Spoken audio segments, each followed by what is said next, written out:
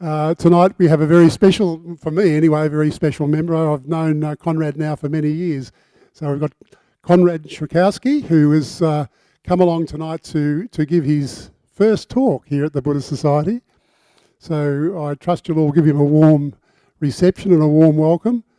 Konrad has been a member, as I say, here for many years, but he's been away for 2 or 3 years. He's been over living in Melbourne.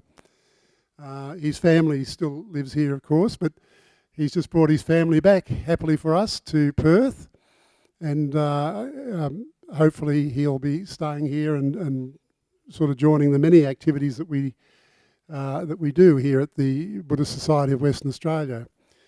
Konrad is in his normal day life. I mean, when I first knew Konrad, he was a planning officer, a planning man down at the Fremantle Council. And I know from there he's gone and worked for the harbour. That's the right way to say, the harbour, Fremantle Harbour Port, or the Port Authority. And now he's rejigged himself again now to present himself as a social worker.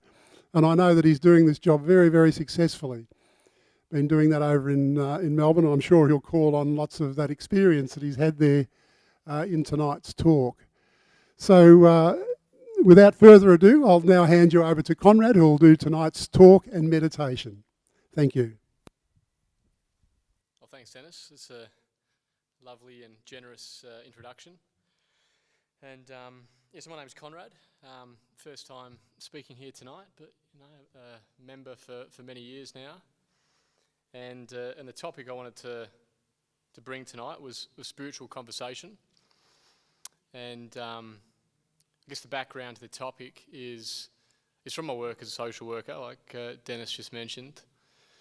But working in a forensic psychiatric hospital in Melbourne. It's called Thomas Embling Hospital. And it was there that the chaplain and I co-facilitated a group called the Spiritual Conversation Group. And the format of the group was that each session would draw off a theme, a spiritual theme, through either a Buddhist story or a Christian story. And in doing so, we found that the theme, particularly between us, the Christian chaplain and me as a Buddhist social worker, the theme was very relatable, whether it was from the Buddhist tradition or the Christian tradition, but also to our clients. Some of the clients might have identified with a religion, others not, but had an openness to spirituality and different ways of making sense of life, and it was really interesting how we all were able to relate around the topics that were brought for discussion to the group. How's that? Yeah. And I guess the clients that we're working with there were, and a lot of the clients were there on mental impairment orders, so that offended, usually pretty serious crimes, and when they went to court, the courts found them not guilty by reason of mental impairment for their offence. Didn't know what they were doing at the time because they were so unwell, or didn't know it was wrong because they were so unwell. Or the other cohort of clients we worked with there were people in prison who became really unwell in prison that needed to come for acute mental health treatment before returning to prison. And it was just, it was beautiful to see, simple topics shared in this group, and probably 98% of the people there able to relate to them. And I guess the intention of the group wasn't necessarily to add anything new to the person's story when they came in, but a task of noticing. So noticing how the theme was already at play in your life, and then having a chance to share and be heard around that theme. And some of the themes that we looked at were imperfection, compassion, service, letting go. And there's a couple of little stories I'll draw on tonight that we talked about in the group, and I'll share the story and just share a bit about how I made sense of it in tonight's talk. So that's the one origin of the topic of spiritual conversation. But the other side is I just think it's a very important part of Buddhist practice, and it makes me think of the sutta with Ananda and the Buddha, where Ananda goes to the Buddha and says, "Oh, Buddha, I think that the spiritual life must be 50% of the." Sorry, he says, "I think that spiritual friendship must be 50% of the spiritual life." And the Buddha says, "No, Ananda, it's all the spiritual life." And just knowing how important it is to be in contact with each other, practicing the way we do here, because it's not easy to keep precepts and to meditate regularly and to live generously. It depends on seeing that and having that message modelled and transmitted by someone else who understands it. So I think that's another sort of motive for the topic tonight, a spiritual conversation. I'll talk about one of the stories that we used in the group, and if you've been coming here for a while, or Ajahn Brahm, I'm sure you know the story, the two bad bricks. So it's a good, simple story that we used there in the group, and I'll relay the story again. I'm sure many of you have heard it. The story is about Ajahn Brahm when he's building Bodhinyana Monastery, and he's in the very poor monks at the time and have to do the construction work themselves. So Ajahn builds his first brick wall in the monastery and stands back to admire the wall, but sees that there's these two misshapen, sort of poorly laid bricks in the wall. And that's the focus that Ajahn has on the wall. He can just see that the two bad bricks in the wall, and can't stand the wall because of this. And one day he's walking around the monastery with a friend, and the friend stops and says, "Oh, look, what a beautiful wall." And Ajahn says, "Oh, can't you see those two bad bricks? It's just a terrible wall." And the friend says, well, I can see those two bad bricks, but I can also see the 998 good bricks. And it's from that point, Ajahn says he could too see the 998 good bricks in the wall. He could see the bigger picture after that person shared their experience of the wall with him. And the other person didn't deny the bad bricks in the wall for Ajahn, but it didn't bother his friend. He was able to see the 998 good bricks, and so too was Ajahn Brahm afterwards.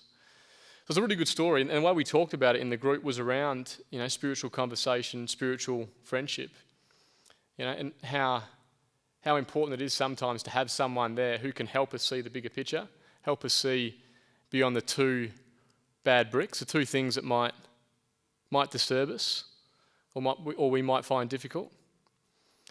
And it's kind of a proud story and a fun one too. That there was a patient in the hospital, and he was there for maybe 20 years, and kind of a pretty challenging guy. He'd assaulted staff, and he'd assaulted many patients over the years. He trafficked drugs in the hospital.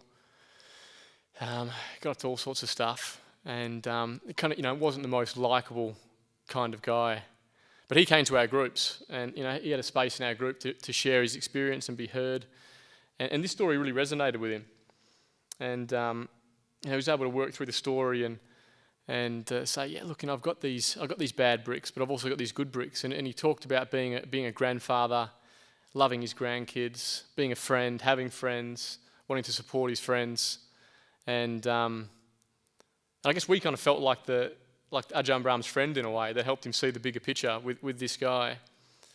But there's this process in the hospital, it's called the forensic leave panel. So you can go to this legal panel to apply for leave outside the hospital. And who sits on the panel is either Supreme or County or District Court, Supreme or District Court judge, a psychiatrist and a community member. So he went to present his case, for day leave outside the hospital, and he had a worksheet from the group that we ran, and he took his worksheet in and talked about. He said, in the hospital, everyone just sees my bad bricks. They see my offence. They see the bad stuff I've done here. They see my mental illness, but I've got all these good bricks too. And he talked about his role as a grandfather and his role as a friend, and how he offered support to his friends and how he cared for his grandkids. And I was kind of proud of that outcome, of him taking the message in the group that far. But it's, I share that story too because it's one that resonates with me, and it makes me think about my, I guess my tendency to focus on some of my own maybe vulnerabilities or shortcomings, that I may perceive in myself, and how the help of good friendship really broadens my mind, and a particular friend, Shanti, comes to mind. And Shanti, Shanti and I know a lot about each other, and we're kind of, there for each other at times of need, and we talk a lot.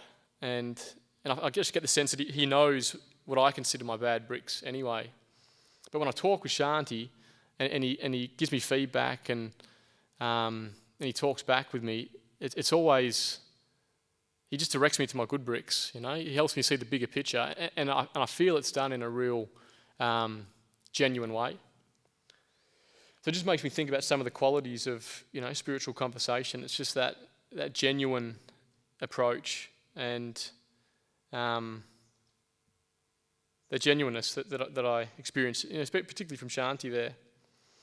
But I kind of wanted to, put it to everyone in the offer, or invite everyone in the audience tonight, and if you're at home, just to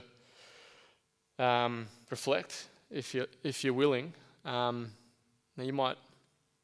Maybe you can take a breath, or just to feel your body in your seat or in your chair, and just take a moment to think about who a spiritual friend is in your life. Like, who is it that you've experienced that helps you see the good bricks?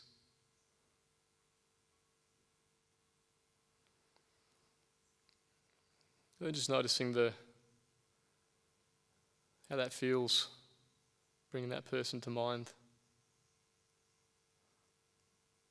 Noticing what that's like.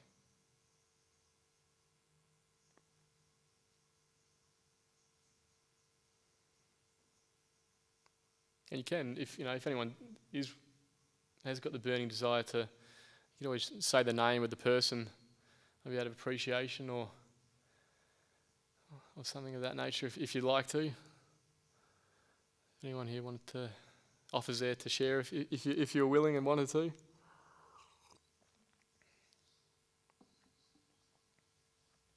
But it's okay. So just keep them in mind. If you're able to think of someone, a good spiritual friend there. But the next story I'll move on to is a story of Angulimala, and it was another real success in the forensic hospital. And if you don't know the story of Angulimala, you'll understand why it was so context appropriate for the hospital. Because a lot of the people that we did the group with, I dare say, half or majority had killed, had taken the life of another person. So Angulimala's story, landed well in that regard. I think it was relatable. It was kind of a notch above what most people had done in there. But the story of Angulimala anyway, his name Angulimala means finger necklace, because he was a serial killer from the Buddhist time, and it was 2,500 years ago. And he was a man that lived in a forest, and he'd taken the life of 999 people. And one day the Buddha ventured into the forest, and knowing Angulimala was in there. And on his way into the forest, people were stopping the Buddha and saying, stop, don't go in there. There's a bandit, there's a killer that lives in there. And, he takes down armies of people, takes down, 20, 30 people at a time that go in looking for him. The Buddha just stayed quiet and kept going inside, kept walking into the forest.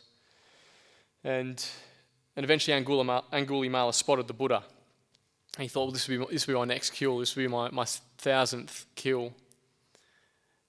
So he jumped out of the bushes, started running after the Buddha, and the Buddha used his psychic powers and just kept walking at a steady pace away from Angulimala. Whilst Angulimala had his sword, had his shield, he was chasing the Buddha as fast as he could.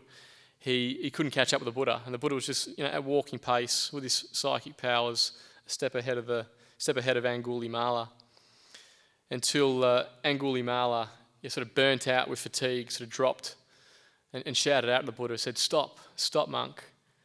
And the Buddha just slowly kept walking and said, "I've already stopped.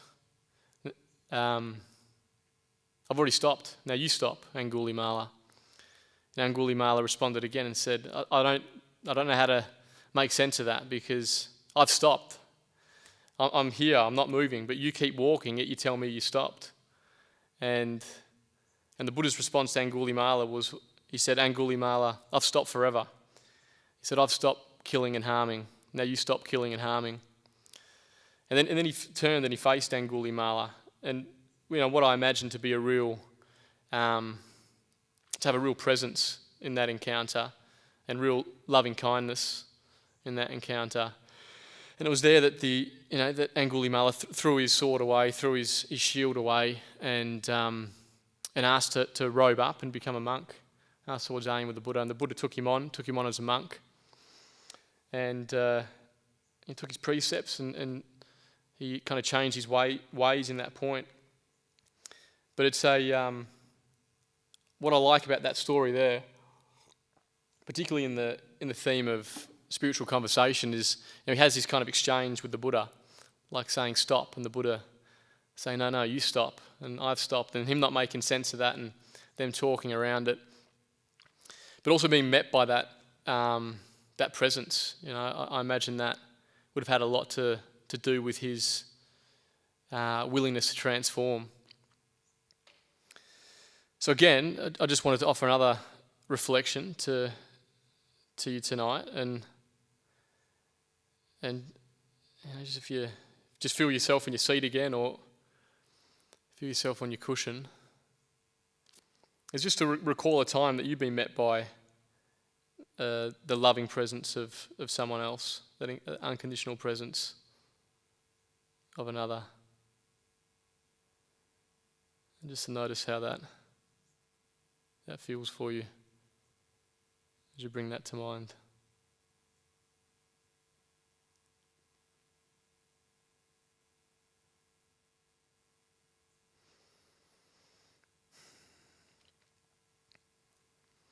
But just to keep moving on with the Angulimala story, the next part of the story is that he's out as a monk now on alms round, and he's walking through one of the villages, and he sees a woman struggling in labour. And in witnessing this woman struggling in labour, he has a real sense of compassion that evokes in him, seeing her difficulty. But he doesn't know what to do with it. He wants to be helpful, doesn't know what to do with it. And he goes back to the Buddha and kind of, again, engages in spiritual conversation and talks about this experience of seeing this woman suffering, and asks what he can do. And the Buddha said to Angulimala, well, why don't you go back and offer her a blessing and say to her, by the fact that I'm someone who since birth has not intentionally killed any living being, I offer you and your new child a happy and healthy birth. And Angulimala in response in his dialogue says, but I can't say that. I can't go and say that to this woman because I've killed 999 people. And the Buddha responds again and says, we'll go to this woman and share with her that since I've taken birth in the noble life as a monk, I've not intentionally killed or harmed any living being. He says, okay, well, I can do that one. So he goes and he finds this woman in labour and he chants for her. And as a result, his blessing supports her in having a good birth, and her and the child are healthy and well. And he feels good, I imagine that. And that type of service, I imagine, brought a lot of good energy into his mind. But it just speaks to another aspect of spiritual conversation for me, is compassion and that desire to serve, to be helpful, to meet those in need. And I think, like these two stories, I recount them, the Angulimala story and the two bad bricks story, because they resonate with me personally. And that experience of the Angulimala blessing was offered to my partner Magda when she was pregnant with our daughter Yana. So we were living in Melbourne at the time, and we went in to see Ajahn Nasarano down at the Dhammaloka Centre there. And Ajahn Sara and I offered that blessing for Magda. And we had a fantastic birth experience, like a healthy and positive birth experience. And I imagine that, that was one of the causes amidst it there.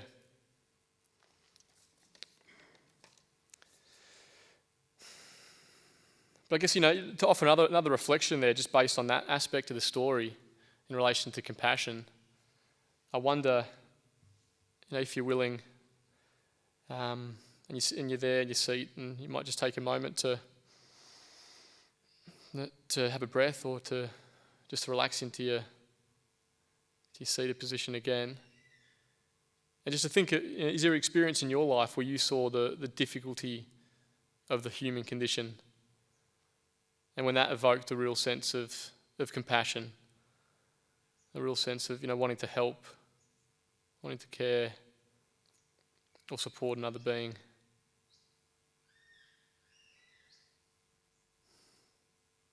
So just to notice what comes to mind for you there.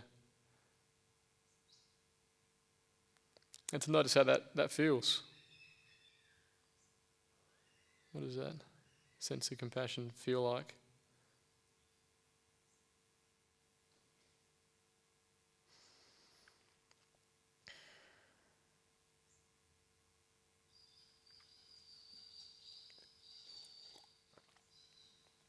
And I guess the final part of the Angulimala story that I want to talk about is it's another part of the story which goes back to his pre-murdering days, and it talks about him as a young man named Ahimsa, and he was a diligent student and practicing a spiritual path underneath a guru at the time, and he was so diligent and so switched on in his practice that his fellow students were jealous of him. And so a rumour was spread about Ahimsa, that he'd slept with his teacher's wife. And the rumour got back to the teacher. The teacher, believing this rumour, really wanted revenge, really wanted to lead Ahimsa astray. So he gave him this task. He said, for you, Ahimsa, to go out and kill and take the fingers of 1,000 people to show your loyalty and to adhere to this practice that I teach here, knowing it would lead him astray. And he went out, and we had Angulimala, so the man that killed 999 people. But here in that context helps me, and it kind of links me to the idea of right view or right understanding in our practice in terms of karma and cause and effect. And you can see, this was a man, and there was these cause and conditions that happened in his life that led him a certain way to doing, pretty horrendous things. And it was really similar, when I worked with a lot of people at Tom Assembling. A lot of people I saw really good qualities in, and experienced a lot of really good qualities in. But as a social worker, I would look at their histories and read the sort of historic reports, and you just get a sense of the background to what led up to the event, which could have been a murder or another serious violent offence. And you see, there really wasn't one person there that I knew their history and it didn't make sense of how things had played out in their life. Whether it was trauma or parenting or stigma and social exclusion, lack of precepts, so drug and alcohol. And you could just see it was kind of like an imperfect storm that came together and resulted in what it did for these people. But I think, personally, I really love the Angulimala story for that reason too. I've got that relationship to it from the birth of my daughter. But also, it helps me have confidence in the Dharma to know that a man, Angulimala, who'd killed 999 people, in his spiritual friendship with the Buddha, then in his subsequent practice, he was able to progress on the path and become enlightened eventually. And I think back, and there's things that definitely before my my precept days that are quite regrettable that I did. To do with drinking alcohol and to do harms that came about from that old activity. And some as a Buddhist that have kind of lingered in my mind, and I've kind of feared the karma of what they might bring.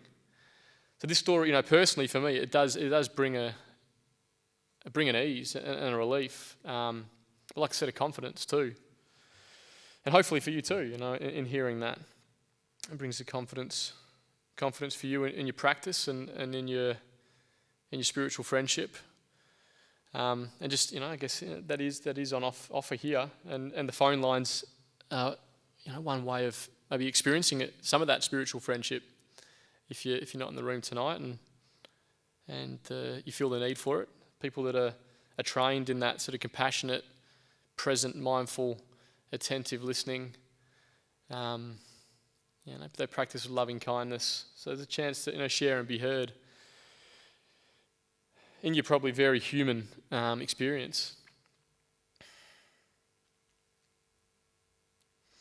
So I think I'll leave the talk there for now, and we can move into the meditation for this evening. So just to find whatever postures is most comfortable for you. Just take a moment to feel into your body and find that posture.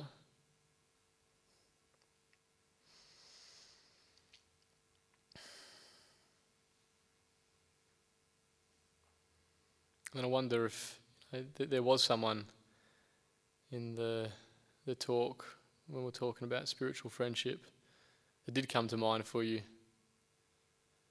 If there was a spiritual friend that you were able to bring to mind, think of their presence, and just to notice the feelings that might evoke for you.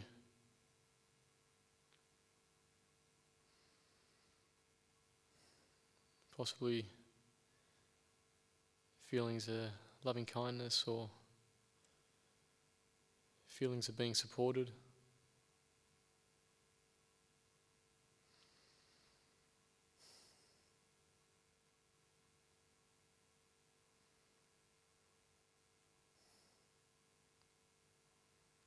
And just take that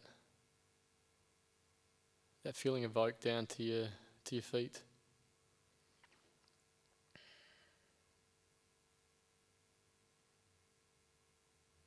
And just that relaxed, friendly attention just up into your calves, over your shins.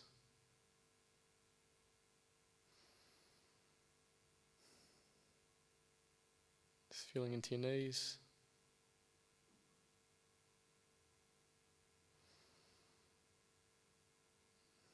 Just into your thighs. Just taking that friendly, relaxed attention there.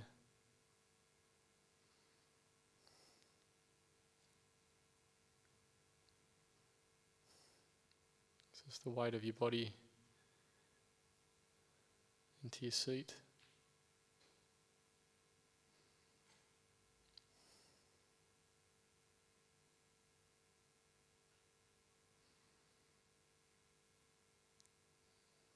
And up into your abdomen.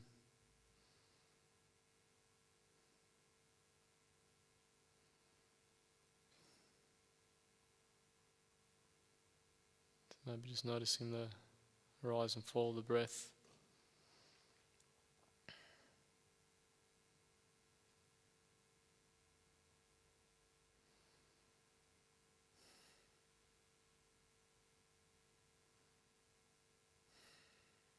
And just moving up into your chest,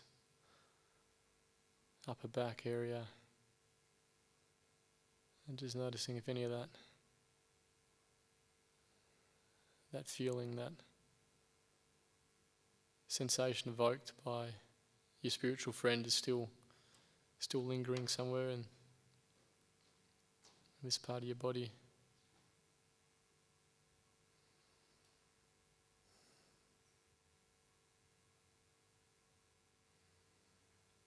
Just carrying that feeling down your shoulders and down your arms, out into your hands.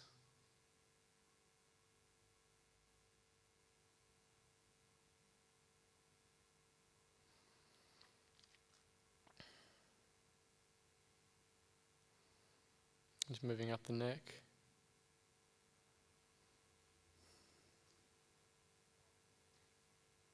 Friendly, relaxed attention. It's into your face. So just relaxing the jaw and the cheeks.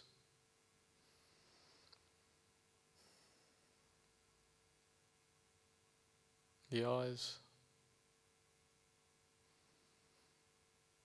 And the brow. And all the way up over the back of the head to the top of the head. And just sort of bringing that friendliness, that loving attention all over your body.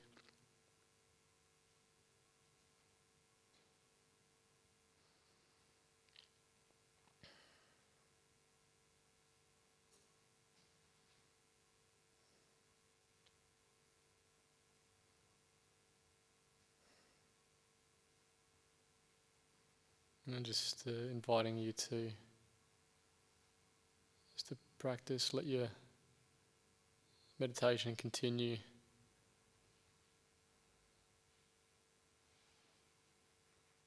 Just continue in silence now until the remainder of the time we have, where I'll ring the gong at the end.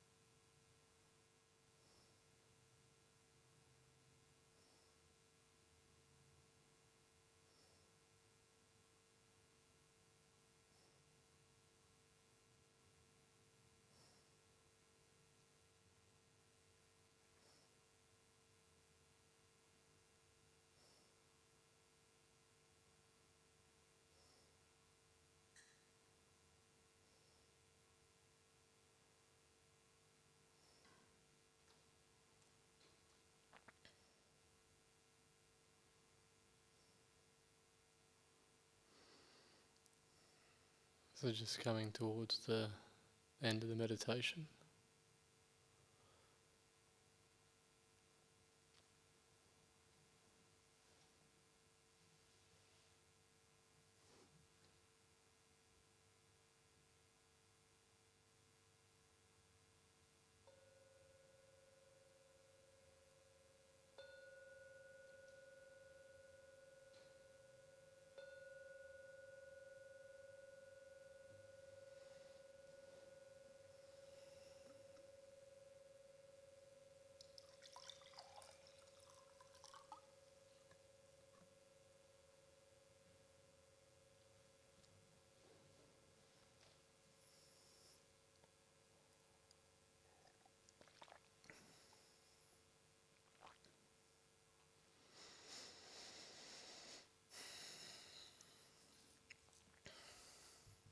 So there's a little bit of time left if anyone wants to ask me anything, or if anyone wants to share some of your own experience, maybe around the themes of the stories tonight.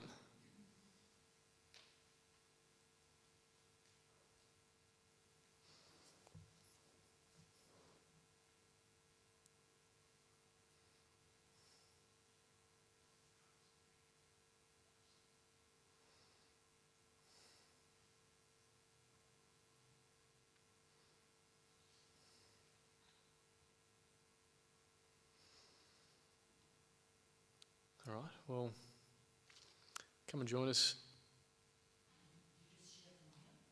You can come and share up here. No, you can share from there if you like. There's often a microphone that...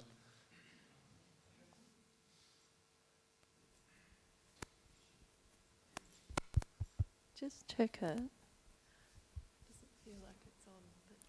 But Is it on? Yeah, I can hear. Yeah. Okay, sure. Thank you so much for your talk. Really appreciate it. And who came to mind for me for spiritual companion was Ajahn Vayama, and I'd just like to send a big thank you. I haven't got words really to say what a profound impact she had on my life and continues to have on my life. She's been a very powerful, influential, spiritual companion in my world. I don't know if I'll ever come across somebody like that again, that I have that connection with. And I just want to say thank you to her. Yeah, beautiful, thank you.